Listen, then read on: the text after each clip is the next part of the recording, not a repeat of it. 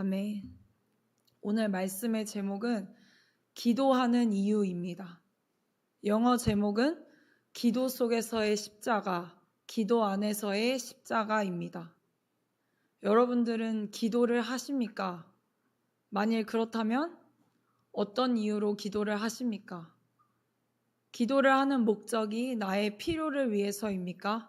아니면 하나님과의 관계를 가지기 위해 기도를 하십니까? 우리는 먼저 기도가 무엇인지 알아야 합니다. 기도란 그리스도와의 연합을 이루는 방법입니다.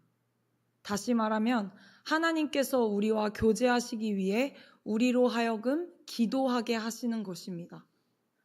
아브라함과 이삭, 야곱, 다윗, 사무엘과 같이 성경의 수많은 사람들이 기도했지만 우리에게 기도를 가장 잘 드러내 보이시는 분은 예수 그리스도이십니다. 예수님은 습관에 따라 기도하러 가셨습니다. 기도하시는 예수님은 하나님의 본체이신데, 하나님 자신이신데 기도할 필요가 있었을까요? 과연 그분은 하나님이시지만 하나님의 아들로서 아버지와의 진정한 연합을 이루고자 늘 기도하셨습니다. 항상 하나님 아버지와의 관계 속에서 모든 일들을 행하셨습니다. 우리는 챔버스 목사님의 말씀처럼 십자가를 생각할 때 우리가 통과해야 할 어떤 것으로 생각하는 경우가 많습니다. 그러나 십자가는 빨리 통과해서 지나쳐야 가야 할 시험이 아니라 그 안에 들어가서 머물러야 할 최종 목적지입니다. 그 안에 들어가서 머문다라는 것은 단 한 가지, 오직 예수 그리스도와의 완전한 연합을 이루는 것입니다. 그것이 우리에게는 최종 목적지입니다. 우리의 신앙생활에서 십자가를 거쳐서 무엇인가에 도달한다고 생각하는 경향이 있는 것을 많이 볼 수 있습니다. 십자가가 목적지가 아니라 거쳐가야 하는 정류장 같다고 생각합니다. 그래서 무엇인가 얻기 위해 십자가를 지나야 하고 그 뒤에 우리가 꿈꾸는 막연하지만 그럼에도 달콤한 것 같은 영광이 기다리고 있다고 생각합니다. 그러나 십자가는 단 한 가지를 위한 것입니다. 그것은 바로 우리가 온전히 완벽하게 절대적으로 주 예수 그리스도와 하나가 되게 하는 것입니다. 이러한 하나됨은 다른 것이 아닌 기도를 통해서만 실현될 수 있습니다. 다시 말하자면 십자가 상에서 예수 그리스도와의 온전한 연합을 이루는 단 한 가지의 방법은 기도입니다. 그런데 예수님께서는 마태복음 6장 8절에 구하기 전에 너희에게 있어야 할 것을 하나님 너희 아버지께서 아시느니라 라고 말씀하십니다. 그렇다면 우리는 왜 구해야 할까요? 기도의 개념은, 기도의 정의는 하나님께로부터 어떠한 응답을 얻기 위함이 아니기 때문입니다. 기도는 우리가 원하는 것들을 얻어내는 소원을 이루어주는 차원의 개념이 아닙니다. 우리는 이것을 분명히 알아야 합니다. 기도는 하나님과 온전하게 하나가 되는 것이고, 만일 우리가 응답을 원하여 기도한다면 우리는 하나님과의 관계에서 허탈감을 느낄 수 있게 될 것입니다. 그런 우리에게, 응답을 바라는 우리에게 응답은 언제나 있습니다. 그러나 항상 우리가 원하는 대로 오는 것은 아닙니다. 우리가 느끼는 영적 허탈감은 우리가 기도를 통해 주님과 하나가 된다는 것을 거절했다는 것을 입증할 뿐입니다. 하나님께서 기도를 통해 우리와 관계를 맺으시며 예수님이 그러셨던 것처럼 하나님과의 온전한 연합이 목적이 아니라면 우리는 수없이 많이 기도를 해도 그 기도의 목적을 모른 채 허탈감만을 느낄 것입니다. 기도해도 안 들어주시던데 왜 나는 응답이 없지? 왜 나는 저 사람처럼 응답이 없는 거야? 라고 생각하게 될 것입니다. 챔버스 목사님은 우리는 하나님이 우리의 기도에 응답하신다는 사실을 증명하기 위해 존재하는 것이 아니라 하나님의 은혜에 살아있는 증거품으로 이 땅에 존재합니다. 라고 말씀하십니다. 이 말은 무슨 뜻이냐면 하나님이 나의 필요, 나의 방식, 빠른 응답이 갖춰지면 우리는 하나님이 살아계신다고 간증할 것이라고 말합니다. 그러나 이것은 완전히 틀린 것입니다. 나의 필요, 나의 방식, 빠른 응답이 아니라 우리는 하나님의 은혜에 살아있는 증거품으로 이 땅에 존재한다는 것을 먼저 알아야 합니다. 하나님의 은혜에 살아있는 증거품으로 이 땅에서 존재한다는 것은 무엇일까요? 우리의 생각과 기대를 뛰어넘는 강권적인 하나님의 은혜에 우리는 살아있는 증거물이라는 것입니다. 다시 말하자면 우리의 기도를 들어주셨어 라는 우리 중심의 기도에 응답하시는 하나님으로 하나님을 증거하는 것이 아니라 언제나 내 생각과 내 기대와 다른 하나님의 뜻이 이루어지는 것을 경험하며 그것을 증거하는 자들이라는 것입니다. 여기서 중요한 것은 주체가 내가 아니라 하나님이라는 것입니다. 기도의 개념이 우리가 일반적으로 생각하는 소원을 이루어주고 어떠한 응답을 목적으로 하는 것과는 완전히 다름을 말하고 있습니다. 주체가 하나님이시라면 나의 뜻은 그렇게 중요하지 않습니다. 하나님의 뜻이 이루어지기만을 바라며 나의 뜻을 내려놓습니다. 이것이 가능하다면 우리는 영적 허탈감을 느끼지 않을 것입니다. 우리가 부대낌과 거부감을 느끼는 이유가 바로 이것 때문입니다.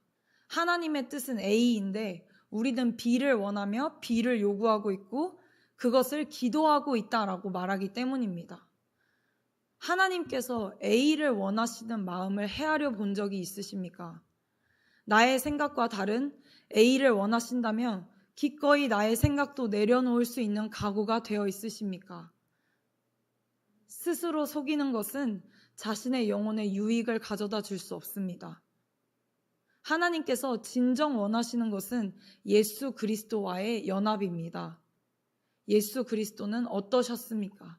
자신의 자리를 다 내려놓고 이 땅의 주인 되신 그 자리를 내려놓고 말구유에서 태어나 십자가에서 죽으셨습니다. 그분의 삶을 들여다보십시오. 그분이 원하셨던 것은 하나님의 뜻이 이루어지는 것이었습니다. 겟세마네 동산에서 예수님은 이 고통이 나에게서 지나갈 수 있다면 하나님께서 지나가게 해달라고 기도하십니다. 그러나 이것이 아버지의 뜻이라면 내 뜻대로 하지 마시고 아버지의 뜻대로 이루어지게 해달라고 기도하십니다.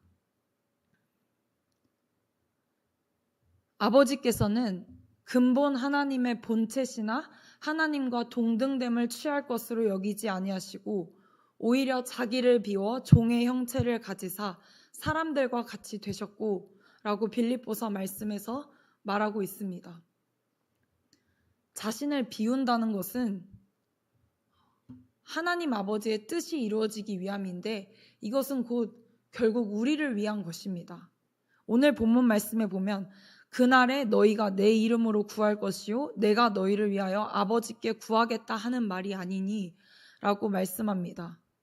그날은 언제냐면 하나님께서 예수 그리스도께서 죽으시고 부활하신 이후에 성령이 우리에게 오신 때를 말합니다. 성령이 오시기 전에는 예수님께서 직접 제자들을 위해서 기도하셨습니다. 그러나 성령이 오신 후에는 성령께서 우리와 아버지와의 관계 안에서 직접 우리가 하나님에게 예수 그리스도의 이름으로 기도할 수 있게 하셨습니다. 예수님은 이것을 위해서 십자가에서 죽으시고 돌아가셨습니다. 그래서 우리는 하나님과 직접 교제할 수 있는 이 관계를 허락하신 것입니다. 여러분들이 기도할 수 있는 것은 예수님께서 기도하고 계시기에 가능하다는 것을 알고 계십니까? 그만큼 하나님과 친밀하십니까? 다시 말하면 여러분들은 하나님께서 당신을 대신해서 십자가에서 자기 아들을 죽이신 그 하나님을 알고 계십니까? 그 은혜가 어떠한 것인지 느끼고 계십니까? 그래서 주님이 대속하신 이 구속의 십자가의 능력을 경험하는 삶이 당신의 생동력 있는 삶으로 이어지고 있습니까? 아니면 날마다 구구절절히 내 필요를 나열하는 기도만 드리고 응답하지 않으시는 하나님이라고 말씀하고 계시진 않습니까? 내가 기도할 수 있는 것 자체가 엄청난 은혜라는 것을 느끼며 감사할 줄 알아야 합니다. 예수님의 희생의 의미를 그냥 내가 지금 필요를 구해도 되는 정도의 차원에서의 깊이로만 이해한다면 우리는 정말 하나님을 아무것도 모르는 것입니다. 그것을 진정으로 안다면 그것은 나에게 눈에 보이는 결과물을 가져다 주지 않을 수 있습니다. 그러나 분명한 것은 그 진리 안에 설 때에 예수 그리스도와 함께 나는 더 친밀해진 관계로 들어가는 것을 볼 수 있게 됩니다. 그분밖에 보이지 않습니다. 그분 외에는 다른 것이 필요하지 않습니다. 그래서 챔버스 목사님은 그날에 당신은 예수님과 너무나 일치가 되어 주님과 당신 사이에 구별이 없을 것입니다. 라고 말씀하십니다. 예수님도 이것에 대해서 말씀하셨습니다. 너희가 내 이름으로 구할 때에 나보다 더 큰 능력도 행할 것이라고 말씀하십니다. 이 성령의 능력을 경험한 자들은 예수 그리스도와 함께 구별되지 않을 정도로 예수님보다 더 큰 일을 할 정도로 그 연합 가운데 살아가게 될 것입니다. 챔버스 목사님은 이러한 은혜를 누리기를 권면함과 동시에 기도가 응답되지 않는 것 같을 때 다른 사람에게 구실을 찾아 비난하려는 자세를 주의하라고 말합니다. 기도가 응답되지 않는 것 같을 때 우리는 원인을 찾으려는 우리의 습관을 쫓아 다른 사람에게 구실을 찾아 비난하려고 합니다. 그러나 이것은 항상 언제나 사탄의 올무입니다. 사단은 이것을 통해 내 기도가 응답되지 않는 합리적인 이유들을 만들어냅니다.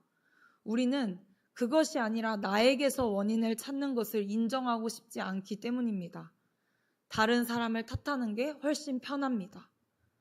그러나 응답되지 않는 기도를 통해 언제나 하나님은 나 자신에게 교훈을 주시려고 하십니다. 응답은 항상 있습니다. 그 응답이 내가 원하지 않는 응답이지만 그 응답은 예수 그리스도와의 연합을 위한 응답입니다. 그 연합을 오늘도 원하신다면, 그 하나님과의 하나됨만을 원하신다면 하나님 앞에 오늘 그것만을 바라는 모든 성도님들 되시길 예수 그리스도의 이름으로 기도합니다. 기도하겠습니다. 살아계신 하나님 아버지, 우리가 날마다 기도를 드리지만 기도하는 이 자리에서 하나님과의 연합 가운데서 누리는 그 기쁨을 구하게 하시며 그 연합 가운데서 예수 그리스도께서 이 땅에 오신 그 이유를 더 깊이 알아가는 모든 성도님들 되게 하옵소서. 나에게 허락된 이 기도의 시간들이 그냥 중언부언함으로 내 삶의 필요를 채우는 것들만 나열하는 기도로 그 기도의 시간을 보내지 않게 하시고 하나님께서 우리에게 주시려는 그 가장 좋은 성령께서 우리에게 말씀하시는 것을 얻게 하옵소서. 그리스도와의 연합 가운데로 들어가게 하옵소서. 감사드리며 예수 그리스도의 이름으로 기도드렸습니다. 아멘. 찬송가